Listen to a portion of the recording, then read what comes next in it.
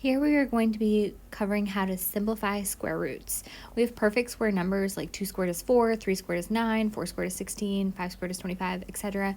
We can figure out how to simplify these square roots by looking for sets of 2 numbers. So we're going to factor until we get some prime numbers. If we have a set of 2 numbers, we're going to be able to pull it outside of the radical.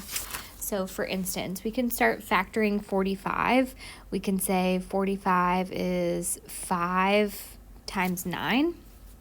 You could also do 3 times 15, whatever comes to mind. We're all going to get to the same place. 5 is prime, so I'm done factoring that. Only 5 times 1 can be 5, which makes it prime. But 9 is 3 times 3. Now 3 is also prime. Only 3 times 1 can be 3.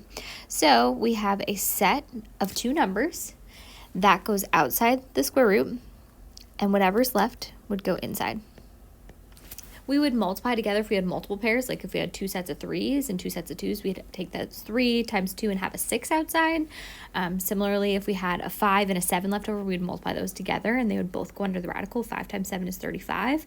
But when we just have one of each, simply the set of 3s that pair up, they go outside, and the 5 that is left over goes inside the radical. We're going to continue on and practice that with another number. So we have 75. So if you think about 75 divided by maybe 25, would give you 3.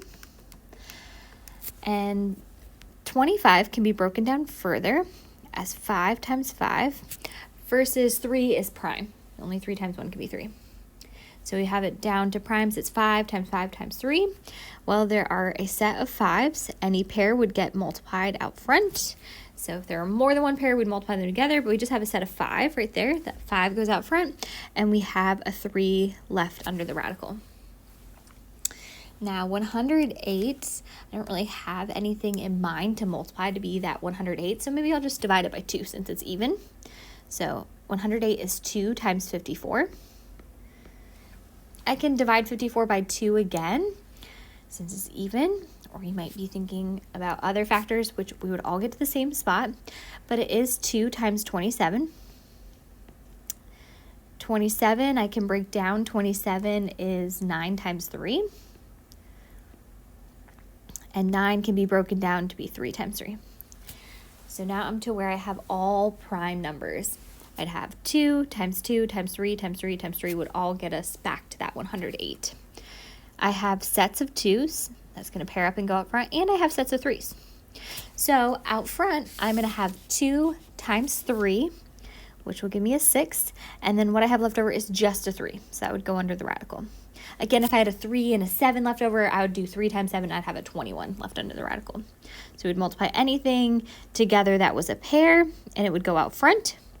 And anything that's left over would get multiplied and go under the radical. But here we just have a 3 left over. And you can also grab a calculator to check.